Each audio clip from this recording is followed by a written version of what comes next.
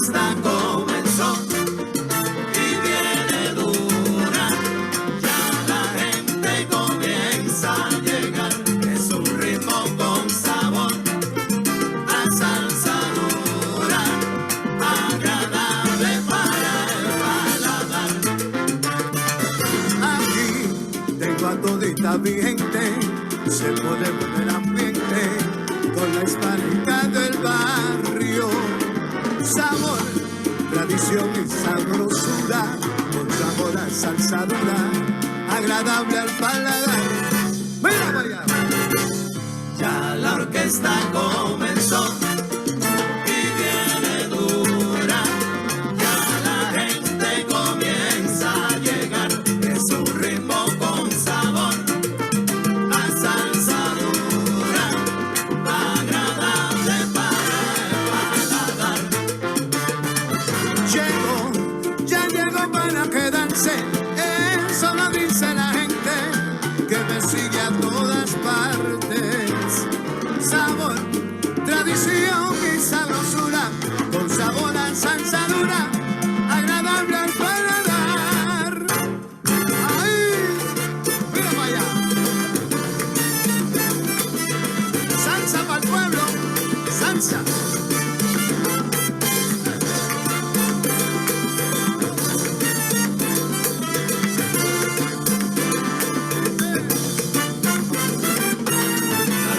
Se ha puesto dura, tocando con sabrosura, para respetar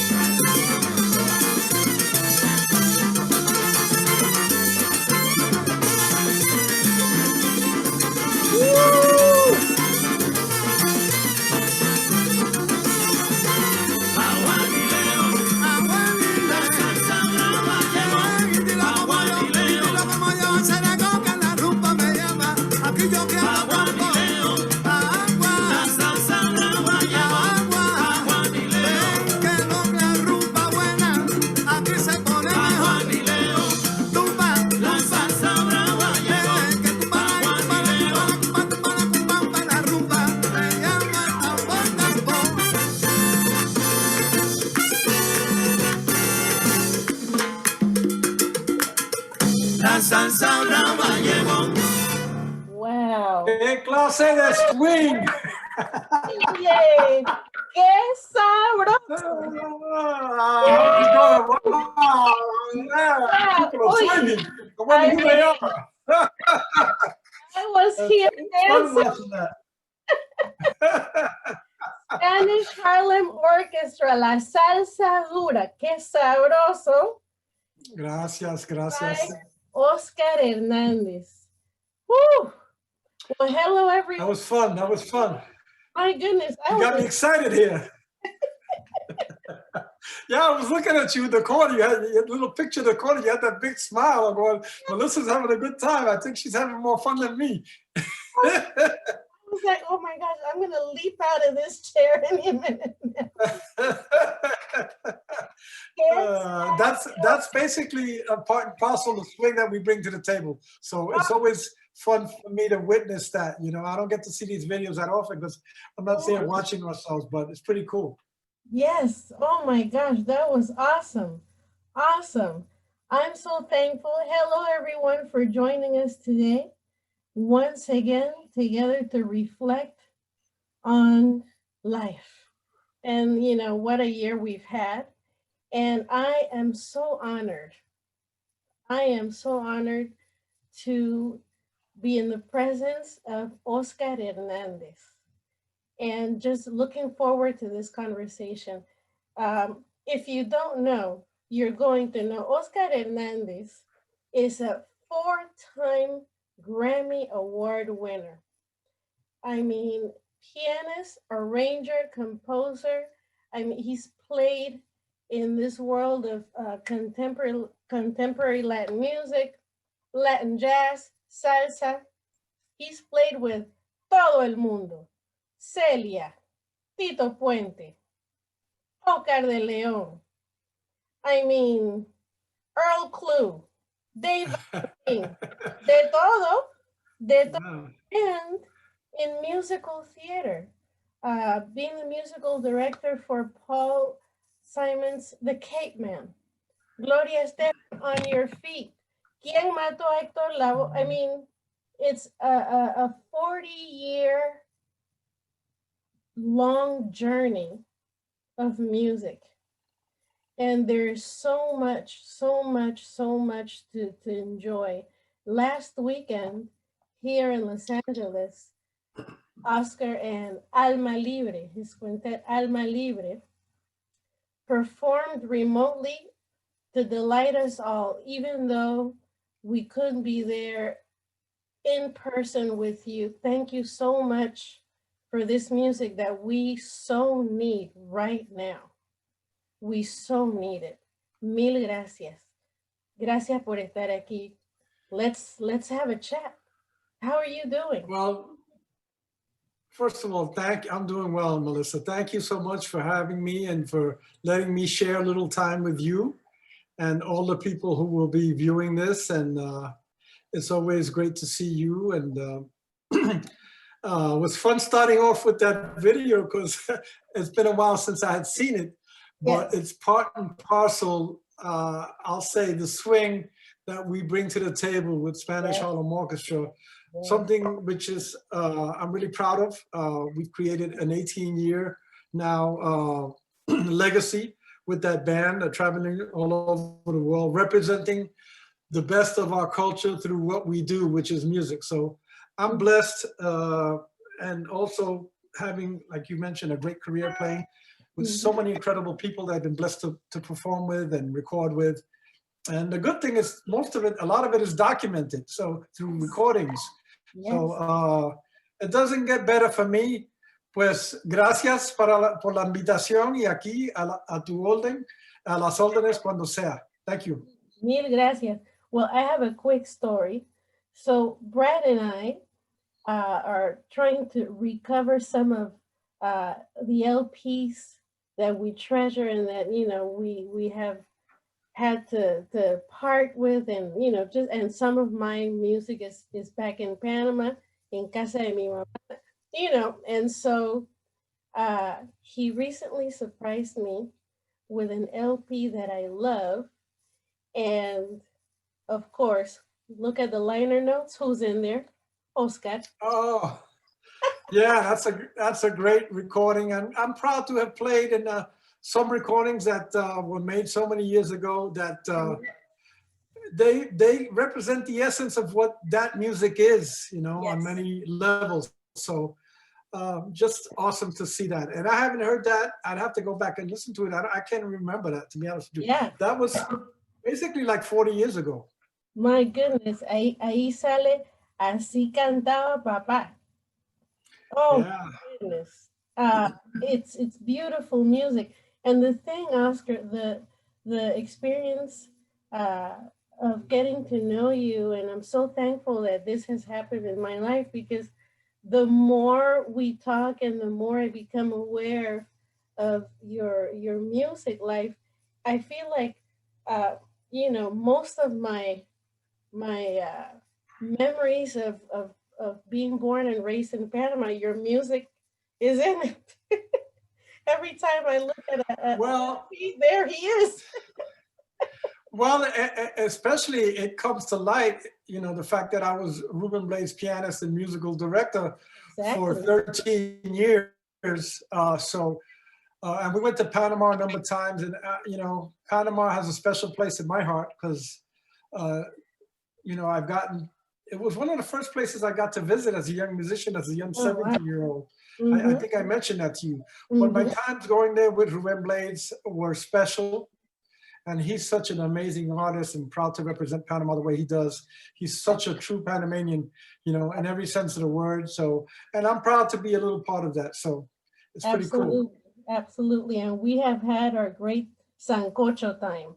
Ah, I was just thinking that. I said, tanto bueno sancocho panameño que yo he comido. I And we know. have some at your house, so I'm blessed to have experienced that there too, here in LA.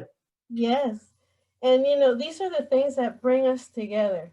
Our music. Así que definitely the time that you were in this journey with Rubén Blades y Los Seis del Solar, that music is really important in my life as well. And music, yes, as you said, it brings us together. And this year, it's been so, so difficult to find ways to connect with each other when quarantines ask that we stay apart. And here we have this technology to see each other, but sadly, not everybody has this. Not everybody has this. What are your thoughts about this year, Oscar? Well, definitely for me, two of the most important things that I relish and cherish and appreciate is one is getting to play with musicians live, because I'm blessed to play on a high level, I have to say, with a lot of great musicians. And with Spanish Harlem Orchestra, we had a whole tour canceled. We had a tour of Europe canceled. We had all our dates canceled. Wow. So performing with my musicians and with all the people that I get to perform with, that is not existing. And that really hurts. And even more so, I guess, probably the camaraderie that we have to be able to connect with an audience live, that's such a special thing, Melissa, that we do a concert hall with Spanish Harlem Orchestra, and I'm there at the end of the show signing CDs and talking to people, and the feedback or the feedback that we get while we perform. Sometimes we've gotten people spontaneously standing up and giving us a standing ovation. Man, there's no substitute. There's no substitute for that. I admit that I'm blessed, being in the position that I am. That's a unique experience to being the musician that I am and having the band that I have. So not everybody has it from that perspective. But from my perspective, that's exactly what I'm missing. First and foremost, because obviously there are many other things, the camaraderie that we have, that you can invite me over or we can get together and spend 3 or 4 hours talking and laughing and eating, that's gone by the wayside. Yeah. So we're relegated to talking on the phone, and luckily that when we can Zoom like this and, have the experience of connecting. But definitely it's been a sour time. I can't believe that here we are going on to close to a year pretty soon. Right. And that's unbelievable. You know, the fact that we thought when it first came out, it'll be 2, 3 months, 4 months, 5 months, 6 months, but come on.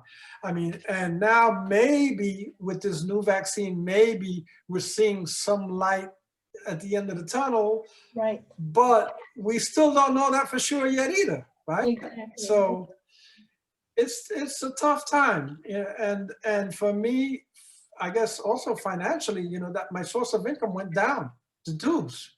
So thankfully I'm collecting unemployment, and that's been fine. You know, it's been okay for me. It hasn't been fine, but it's been okay. I can survive, and thank God I have a roof over my head and I have food. So in that sense, I can't complain. But the things that make us, you know, feel and love and experience, a lot of those things are not available to us in the same way because of this pandemic. And we would be remiss if we didn't say our heart goes out to the people who've been personally touched by the pandemic, having a loved one who've had COVID or have somebody, God forbid, pass away. So that has not been me. So I have to count my lucky stars and say that I'm blessed nevertheless. But I'm being totally honest about, you asked me the question, and I'm being totally honest about how I feel about it. But, you know, pa'lante, I think part of it, we as people have to have a resolution to stay positive, to have faith, and to maintain our creativity and maintain ourselves any which way we can towards finding, you know, peace and happiness and obviously health first and foremost. So it behoves us as people during this time of crisis to find our own path toward those things. I hope that answers your question. Absolutely, absolutely. And thank you for sharing this, because I have to tell you, every time I have you know, had these conversations, be it via Zoom or otherwise, we always come to the conclusion that the key ingredient is connecting to our creativity, you know, so that we can connect with ourselves, connect with the people we live with, you know. It's creativity. Yeah, no doubt. Yeah, at the core of it. So when you're not performing, you know, remotely like you just did a few days ago, what's the music life happening at home? Well, I mean, so people ask me, have you done anything during the pandemic? And in a way, they're asking the wrong guy, because I produced 3 virtual videos, of all 3 which I'm really proud of. I produced 2 records which came out. One of them is my singer, Marco Bermudez. Another one is Carol Welsman, that came out during the pandemic. My CD with Spanish Harlem Orchestra was produced before the pandemic, but it came out in February, so in the beginning of the pandemic. And I made a decision to release it anyway, because I said, you know what, I'm not gonna compromise my sense of timing. I'm not gonna compromise my commitment to the fans, the people who that I had told it was coming out in February before we knew of the pandemic. So I said, to hell with that. I'm gonna put it out and let the chips fall where they may. But musically, I've stayed busy because I'm also preparing all the music for the next Spanish Harlem Orchestra record, and I'm just about there. I've produced a couple of songs for different tracks for different people for my house. I mean, one of the good things I could say, one of the positive things about the pandemic and this experience is I've learned that I can produce music remotely. And if you've seen any of my virtual videos, like Ritmo Pa Ti or Romance Divino, those are proof. That's proof that we could, you know, the quality is not compromised at all. I mean, thankfully, I have access to great musicians, and I have access to great technology people that can help make my vision happen and become a reality. Mhm. So I've kept myself busy, and then the last 3 weeks, 2 weeks was preparing for the virtual concert which you saw, Mhm. to be able to bring a concert live to the world.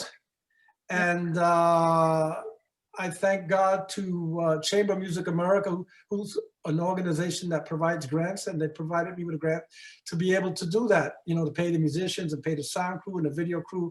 And I offered it for free to the public. So, for me, that's an awesome thing to be able to have access to.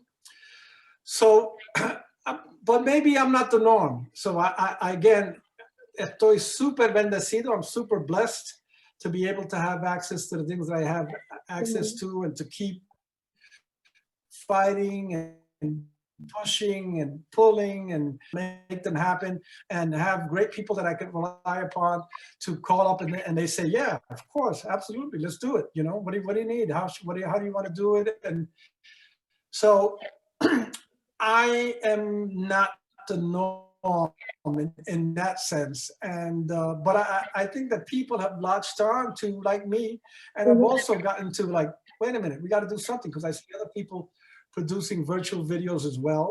Mhm. And it's a fun thing to see, because they're trying to find their way in terms of creativity and in terms of keeping it going, however Mhm. you can keep it going. Mhm. So I relish in the little things. I also relish being at home with more time than I ever have. I've watched more movies in the last 10 months than I have in the last 5 years. So yeah, Netflix has become my friend. I also I'm happy I relish, I have time to clean the house, to do the vacuuming, to do the laundry. Sandra is working from home 2 days, and she goes to work 2 days. So I make sure that I do some of the cooking as well. I'm happy to get involved in other aspects that of normal, that side of myself too. So uh, it's all good. It's all So good. you bring up so many great points, because certainly there are a lot of people who, because there's been so much grief this year, are so weighed down by it that they're having a hard time connecting with that creativity that's so healing. And so thankfully you keep, you know, with the creative juices, and that's aliveness. And you're talking about producing music in a way that you hadn't considered doing it before, and finding that it worked out beautifully. And thankfully you have people masterful like you to collaborate with, and you know great music comes out of that. And so I'm hoping No that doubt. this is an invitation to people to, let this be this pause that connects us with, what's masterful about me. What's my creative juice? What do I enjoy doing, and that could be of service to others. And then we might find ourselves doing things that we never thought we would, or that we thought about, but we're postponing, and here comes the pandemic. Bam, you know, uh, really having us tap into, what can I produce here? What can I produce that could be Well, helpful to others too? well, you know what, Melissa? I tell people, I tell the guys in my band, I tell the singers, man, it doesn't happen by magic. You have to put time in. You have to really. So I think that you have to, as people, you know, I hate to say you have to, because I don't want to sound like I'm telling people what to do. But the truth of the matter is, I think it behooves you to be proactive in Mm-hmm. terms of being aware. You have to be aware. Well, what, I mean, because yeah, you could sit down and say, well, I'm going to watch TV all day, what I Right. mean? But even that, that's not a good thing. So you have to find ways to think outside the box and say, what can I do? What I could, what, and it's all about being proactive and consciously planting seeds. And maybe you have an idea, and maybe that didn't work, maybe that didn't work, maybe that didn't work, but bam, you planted seed here and that one works. So, and know that that's part of the process. I think we all have to feel good about who we are, what we bring to the table, and what we as individuals bring to the table, and give yourselves the love and the credit that you deserve to move ahead in a positive fashion. Yeah, yeah. People ask me advice all the time, well, you've won 4 Grammys and you've been successful. What advice can you give? And I say, well, it's about being aware and having perseverance, because we all go through changes. We all have obstacles. We all have hoops we got to jump through. We all have times of being down, of not feeling well. But that's the human, that's the human condition. We all have to fight through that and realize that you have to make a conscious choice. It's almost like saying, well, happiness is a choice. And it's easy to say that, I know. It's not that easy. But if you're aware of it, you say, okay, wait a minute. Yeah, maybe I can change my attitude. Maybe I can do something positive here. Maybe I can, throw caution to the wind and try to implement a new idea. And like I said, thank God I have people that I can call and act as a sounding board and as a support group. And I think that people, again, I'm blessed. People will pick up the phone and go, man, Oscar, yeah, that sounds like a great idea. They'll want to support me because they know that I'm trying to do something positive. So as long as you have that frame of mind that you want to do something, that you're intent on, making this world a tiny little bit better by any little thing that you may do, I think that's a way for you also to feel better during these times, because it's not easy. And if you don't feel good, it's understandable. But you have the responsibility to try to pull yourself out of it and pull yourself up and try to, be, like I say, proactive with setting a positive tone and a positive intention. I feel like I'm talking too much. No. This is beautiful. We're here together to think out loud together. And I as I'm listening, I'm thinking about the artists that I work with. You're aware of the students that have been going through so much adjustment in experiencing their art practice remotely, and what I'm hearing more of is something to what you just said. Yes, it's been frustrating to not be together in person to do their work in the arts, but they're finding new ways to do it, challenging themselves creatively. And once they connect with that, it's a mood changer. It's a mood changer. And, definitely we have to have patience with ourselves in this process, because this is hard. We No doubt about it. haven't been in a pandemic before.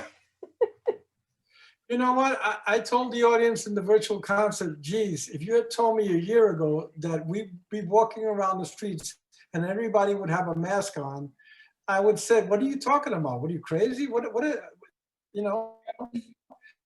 Nobody had a clue that would be the case, a year ago, right? So last December, we weren't thinking about, in February, we're all going to stop wearing masks and the whole world. It's not talking about a city or state or country, it's the whole world. That's amazing when you think about it. So that has changed life totally. Find a way to find some type of constructive way to keep moving ahead in our lives, and know, have faith and know that it's not going to last. And when I'm preparing myself also, because, for instance, like I said, the next Spanish Harlem Orchestra record is almost to get to a rehearsal with the band and go, let's take out the songs, guys, boom, and then get into the studio and listen to what's been created on paper. Now to hear it fit, be able to transfer an idea to full-fledged reality like you saw in that video, So Right. It's, it is what it is. A new process. And We all got to stay, focused. focus. And you just said the thing to remember is this is worldwide.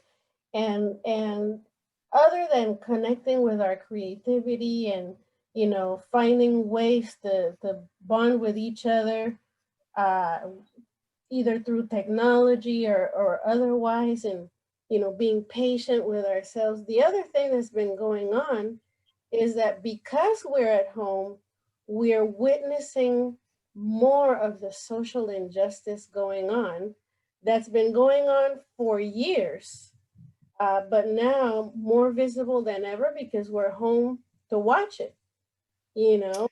So I wanted to consult with you on that because the arts play such a role in social justice movements, and definitely you've been involved in creating music that speaks to the world, about justice. I mean, your work with Rubén Blades y Say del Solar, so many of those compositions invited the world to think. Well, that's the beauty about an artist like Ruben Blades, is that he has, he's taken the music beyond it. Oh, let's dance and let's have a good time. You know what I mean? It's about words that really touch people. And, in my travels to South America, whether it be Peru, Colombia, Venezuela, Ecuador, obviously Central America to Panama, people have been touched by those words. So he is a timeless artist that has a lot to say beyond vamos a gozar, y vamos a bailar. I mean, seeing he has a message that there's a lot more to the world than just having a good time, which it's beautiful about music because it lets people forget their troubles and they dance their heart away. But when you can also do that and touch a chord of consciousness to people, well, that's the beauty about his music and his contribution as an artist. And I'm so proud and happy to have been a part of that, and doing a lot of the arrangements back in those days. Mhm. But yeah, I mean, the social injustice thing, it's really sad to see that here we are, right? When you think about Dr. Martin Luther King and Malcolm X in those times, which was the 60s, right? Here we are 50 years later talking about Black Lives Matter. Really?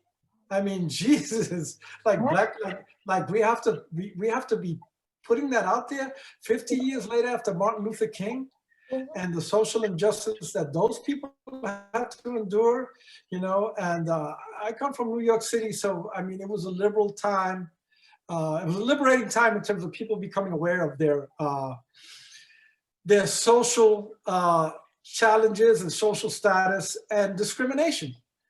But here we are talking about blatant discrimination now 50 years later after those times, but you can go further back if you want, to Jim Crow era and before that. But yeah, so right. But I mean, here we are at this day and age, 2020, still talking about these injustices that occur. And really there's no reason, because for me, it's about people being clear about having a protocol. What the police department that you may have in your city, they should have a clear protocol in place of how to handle all type of situations, all right? And they should be totally clear about it being non-discriminatory in every shape or form that you can imagine, because that is a disease. I mean, it's a shameful disease that we still have to be bringing up at this day and age. And I could only imagine, I happen to be a Latino. My name, I told people it's Hernandez. So people said, don't be mistaken by the last name. But the truth of the matter is I'm not Black. But if I was Black, it would be a different reality. And you have to have sympathy to that situation, man. And there's no excuse for it anymore. There's no room for it anymore. And for me, I don't know. I can't really think of how directly music has a direct correlation, but the truth, other than artists who are speaking about it in terms of the lyrics, and there are a lot of people who are touching on important aspects of that.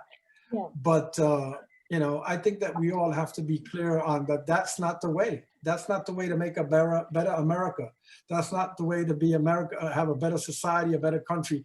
And for me, it's a shame that, you know, this is the greatest country in the world, right? And I'll say it's the greatest country in the world. But you know what? It needs to be better. And it has all the availability. It's the richest country in the world, so money's not an issue. You know, I passed by the other day, I went to the, you know, I was in Hollywood, and still, you know, when we went to do the show at Catalina's, and I hadn't been there for a while. And seeing all the homeless people in tents, I'm going like, my God, why should this be happening in this day and age? It's I what, mean, and it's a shame, and this is the result of structural oppression. I mean, from generation to generation, unless people learn something new, they will continue to oppress.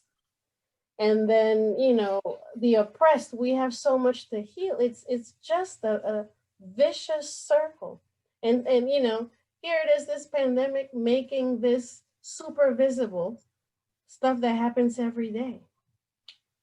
It's a shame. yeah, no doubt about it. And and the fact that, you know, we have a pandemic like this, you know, when normal things, when under normal conditions things are bad, imagine now with a pandemic. So that's why it behooves us to be better as a society, better as a city, as a community, better as individual people. You know, it's up to us to collectively, you know, say, how can we make things better? Like I said, going back to the police department, you know, I think there should be clear. If I'm a police chief, there's a, in my precinct or my station, wherever it is, there's a clear, crystal clear protocol in place. And whoever doesn't follow or abide by that, then, and they have to be trained in compassionate manner. There's no doubt in my mind. And it could be achieved. People need to be told. I mean, they shouldn't have to be told, but they need to be told if that's the case. Say, this is unacceptable. And if this doesn't happen, you're fired. You know what I mean? So it's unfortunate. It's unfortunate. This is the state of affairs. And so I can see why, you know, people who lived through the protests of the 60s, they're looking at this and saying, wow, again, you know, but it's needed, it's necessary. And then you talk about the plight of immigrants, all the displacement going on, the separation. You know, I want to revisit a conversation you and I have had before. I've shared about how in my classes, with students that are training to be musicians, every time I meet with Latinx cohort, there's a number of songs that come up that you have everything to do with, and that and that are a way of us recognizing that the arts help us understand pain, help us understand healing. One of those is Todos Vuelven. Yeah, Ruben Blades, and I'm proud to have been the arranger of that song. And that's one of the few songs that Ruben didn't compose. One of the few, because almost exclusively he composes all his stuff. But that was a song that spoke to him, and it was originally a waltz from Peru. And he decided to make it his own, like you know, like we do sometimes as an artist. We take songs and we want to make them our own in terms of we'll do an arrangement, a new interpretation. And that was the case here. It's a beautiful song. That song has touched a lot of people because the message is we all go back to, you know, where we're from. And for me, I always go back to how I was brought up. I mean, I'm not there no more, figuratively or literally, but I'm proud to have, but I'm glad I'm not there no more. I'm glad I moved on, but that's always within me. So we all go back to that, those roots that we have with siblings, with our parents. You know, I met your mother, so I know the close relationship that you have with your mom and how beautiful she is. Yeah. And that's such a beautiful thing, you know, and you're blessed to have that. But yeah, that's a great song, Melissa. Yeah. I mean, we go so many places with that song, Oscar. I mean, we talk about the many ways of returning, like you said, not literally, but figuratively, because we long and when we're in pain away from our roots, and it's a way of really exploring that. And this pandemic is no exception in terms of reflecting on those things. El Padre Antonio y su monaguillo Andrés, that too. Ah, I mean, todas esas canciones become part of our way of reflecting on the topics that we discuss in class, the pain of our people. And we want to go we want to go from survival into thriving. Ya está bueno ya. You no know? doubt about it. I mean, and when songs have that effect, Mhm. it's a beautiful thing because it makes people, you know, the best you could do is be aware of a situation. That's, I shouldn't say that. I'm saying the beginning of anything is you being aware of something. And if Mhm. something like a song could make you aware of a certain condition Mhm. and certain things that we need to do, then Mhm. that's the best that you can ask for in terms of as an artist, you know, that you're making people aware and you're making them think. Mhm. So in that sense, you know, music and social justice definitely go hand in hand in trying to make the world a better place, no doubt about it. No doubt about it. This I think is a good moment to bring up something I'm really thankful that you have been a part of. I belong to a group called International Society of Black Latinos, and you've been the musical director for a couple of our galas. And what you just said about the role of music and how it goes hand in hand with social justice work, it is something that shows up in the work of the International Society of Black Latinos, because we try to provide the community with information about our history, about our culture, and we do it with music, with dance, with poetry, and you being a part of it so that we can get more people to be aware, the awareness you were talking about, awareness so that we can move forward with awareness and with pride about our culture, you know? No doubt about it, Melissa. The truth of the matter is, organizations like that need to exist because the truth is they provide a certain consciousness and a certain awareness. You know, people forget, like, you know, we're the rainbow people, right? I mean, the people from the Caribe, the Caribbean, you know, you have obviously you know, a lot of our ancestors are from Spain, but they're also from Africa and they're also Indian.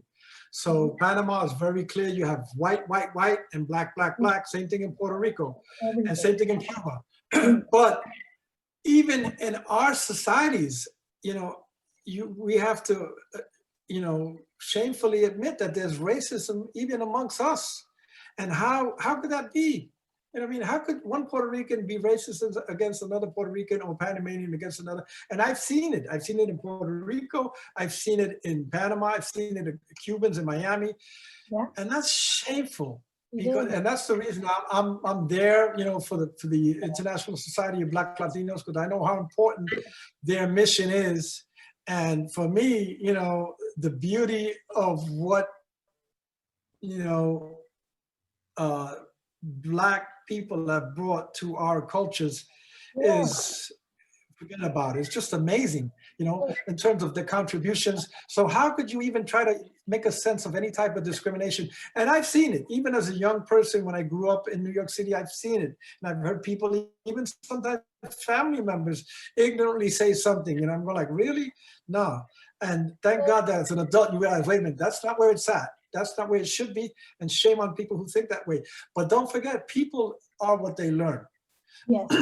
So you have to make a conscious effort. Like, yeah, I've heard that, but that's not me. That's not where it's at. I've learned better than that. I've learned to rise above the BS that we're fed.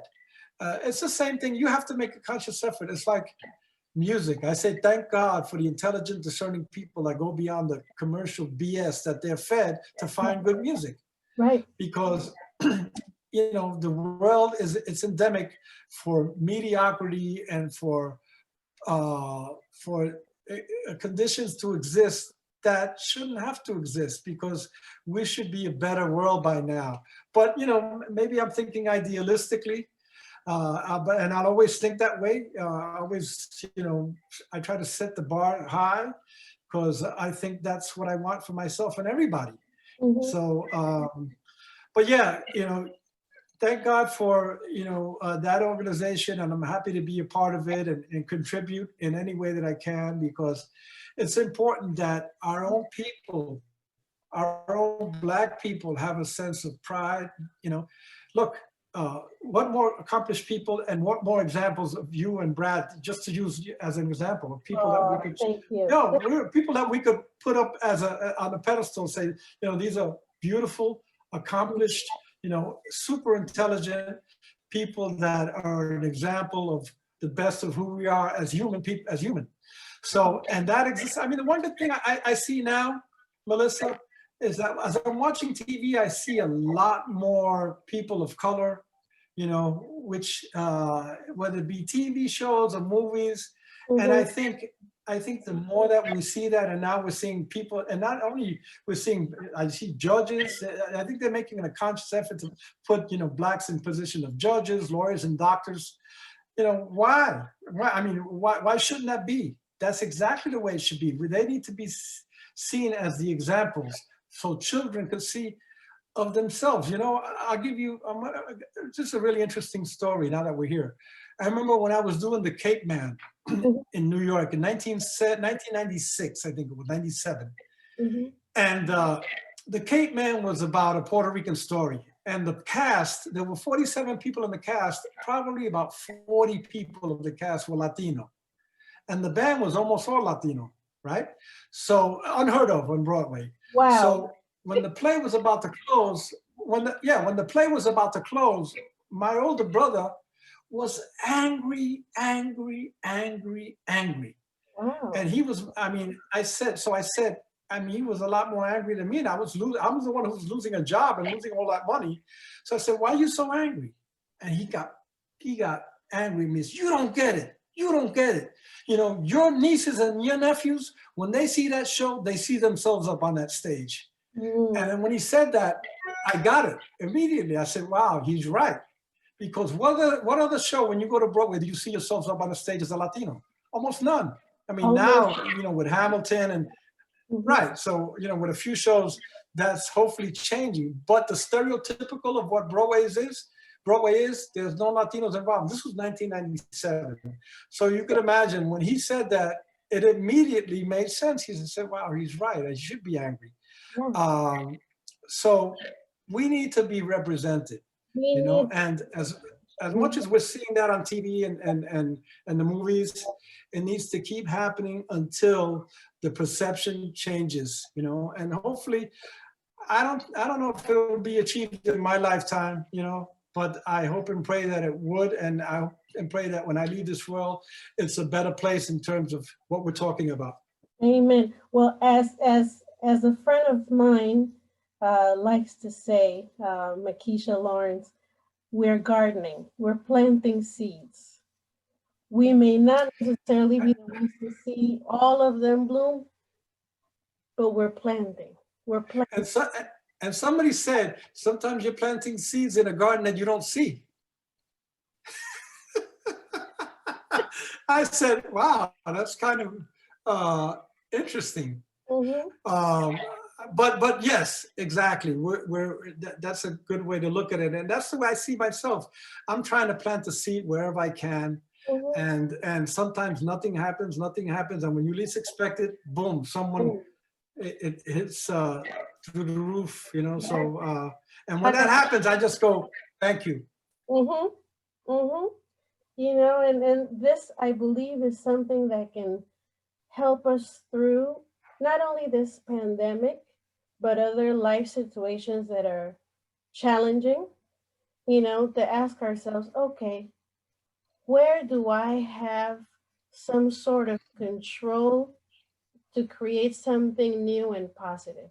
What's within my hands to do? Because sometimes we get lost in what we can't control and forget to notice, where can my creativity help someone, you know?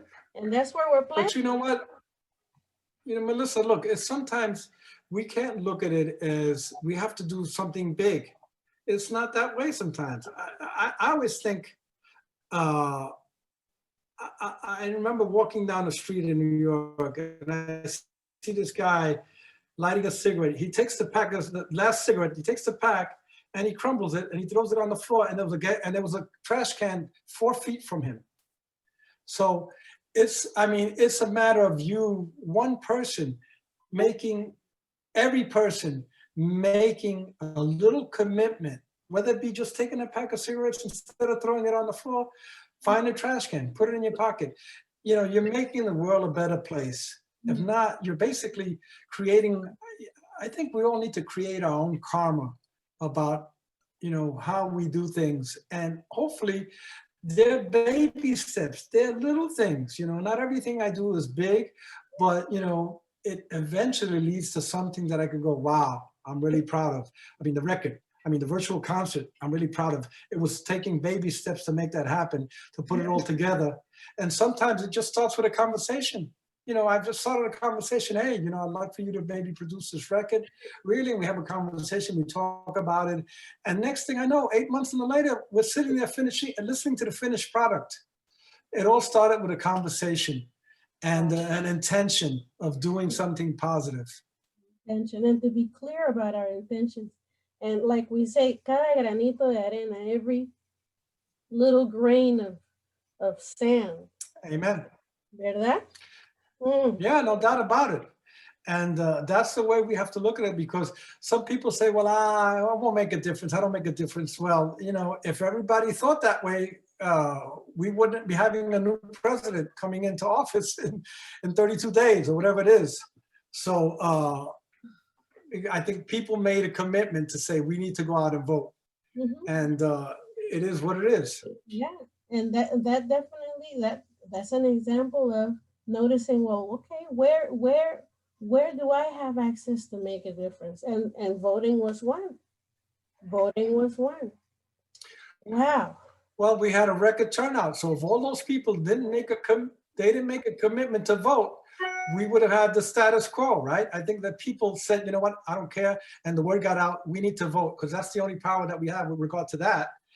But we do have power over ourselves in little day-to-day things. Yes. And whether it means getting up and I remember seeing this beautiful thing about making your bed first thing in the morning. You know what I mean? That's a positive step. And everything's starting from there, because you wake up, and I'm committed now. I've learned to do that. Sometimes I used to leave the bed like that. No, now I make a commitment to say, wait a minute, I'm better than this. It takes me 5 minutes to fix my bed. What the hell? So whatever it is, I think, we just need to choose positive little baby steps. Have a big vision if you want, have a big dream if you want, but no, it's not achieved in one fell swoop. It's achieved by making those little commitments, planting those seeds, whether it be small seeds, little by little by little by little by little, that eventually you're making clear your intention to the universe. Yes, yes. Would you say that is a lesson that you've gained in your journey of music all these years? Well, my journey in music has not always been clear to me. I started off, I think, I just followed a road that was put in front of me. I wasn't thinking about it. If you would have told me that I was going to be a musician lifelong musician when I was 18, 19, 20, I would have said, I don't know. And people used to ask me, they said, what do you do? I said, well, I'm a musician. Yeah, okay, but what do you plan to do? And I would go, gee, I never knew. But thank God for me, I haven't worked a day in my life doing anything else. I worked as a stock clerk at Lord & Taylor when I was 16 for like 6 months. And that's the only job I've ever had. Other than that, I've lived off music my whole life. So it was clear to me that it was put in my path for a reason. And I'm incredibly blessed, you know, to do something now that I love. But honestly, I didn't see it that way. I took it for granted. I never wanted to be, I'm a band leader, right? And I'm really, really good at it. There's no ego involved in saying that. It's just that that's why I know it was meant for me. And I never wanted to be a band leader. People ask me, oh, why don't you make your own record? I didn't really care about making my own record. Why don't you, produce a record? I didn't really care. When I was in my 30s, I was playing with Ray Barretto. I was playing with Ruben Blades. I was playing with all the great people that I got to play with. I didn't aspire to be a band leader, but it was put in my path like everything else was, and for good reason, because I know now that it was meant for me. It was my destiny. And now I really, really honor that. I honor it in every way, by everything I do, how I treat it, how much gratitude I have about it, because I thank God every day. And it's afforded me a career that, I look back almost 50 years and people say, wow, Oscar, that record. Wow, Oscar, that record. Hey, that recording. Yeah, that recording. Stuff that was done 40 years ago, 30 years ago, 25 years ago, that honestly, to this day, and I don't go back and listen to the old stuff ever. But when I could listen to it, it sounds great. I go, wow, that sounds amazing, So it's really a good place to be. Yeah. I think, with age comes wisdom. So that's been, I think God finally got through to me. But I'm blessed to have a career doing what I love to do, and now honoring that career by being well-intentioned, by being totally in tune with it, by appreciating every single aspect of it, even the spots that I don't really care to do, which is the business part of it. I relish it. I'm blessed to be able to do it and do it on my own terms. That's the most important thing, that I'm doing it on my own terms. Any Spanish Harlem Orchestra record or any Alma Libre record that you hear, that's my music. That the buck stops with me. So, 4 Grammys later, I feel that there's people who are concurring with me. So I feel pretty good about it, as well I should. Yes, yes. What a blessing to move in the world doing what you love. And like you said, on your own terms and in gratitude. What beautiful messages, not only for artists and young artists, but I would say I'm taking it, Oscar, as an invitation to all of us to really let ourselves bloom and be in gratitude. Amen. I think everything starts with gratitude. I mean, like I said, I took things for granted, just being ignorant, didn't having not enough wherewithal. But life teaches you, a series of bumps in the road, a lot of heartache along the way. I paid my dues, with Spanish Harlem Orchestra, to give you an example, which is my baby, and we travel all over the world. I tell the musicians, because sometimes they're not totally clear. I said, you know what, for all those gigs that we did, that we paid our dues, where you're playing and nobody cared who you were or what you were playing, this is not that. People are sitting in their seats waiting on every single note that you have to play to absorb it. So that's amazing. That alone should make you really, be so grateful. And then the feedback that we get at the end of the show, people were like, oh, the music was amazing. You guys were amazing. So, that goes beyond any amount of money that I make. Right. I mean, and what other kind of feedback can you get when people can feel the love and sincerity of your work? I mean, totally. I'm so thankful for it. I'm thankful that we've had this time together to talk. Wow, you've given me a lot to reflect on. Well, I mean, I appreciate it, Melissa. And the truth is, you're an example. The fact that you want to have this conversation with me, it shows your commitment to making this world a better place, to try to find out what makes people think and to use it as an example for other people who may be seeing this, go like, wow, I think that's really a positive message that these two individuals have for us. And hopefully, if it touches somebody in any small way, I'm forever grateful for that, and grateful to you for the opportunity, girl. You know, te quiero, te admiro, te aprecio. You'll have to translate to the audience. Igual, igual. Un abrazo fuerte. De verdad que te quiero mucho y admiro el trabajo. I'm thankful. I'm thankful for you share with us, and como decimos, pa'lante. God bless you, girl. All the best to you. Sending you a big virtual hug with the hope that we can give ourselves a real physical hug soon. Yeah. Soon. I don't know when that is, but God hope, man. I'm praying that it's soon so we could get back to doing what we do and how we do it, and some sense of normalcy in our lives. Mm-hmm. Big hug to Brad. God bless you. You know, I'm a phone call away, girl. So. Un abrazo a Sandra, and hopefully we'll see each other for otro sancocho. Hey!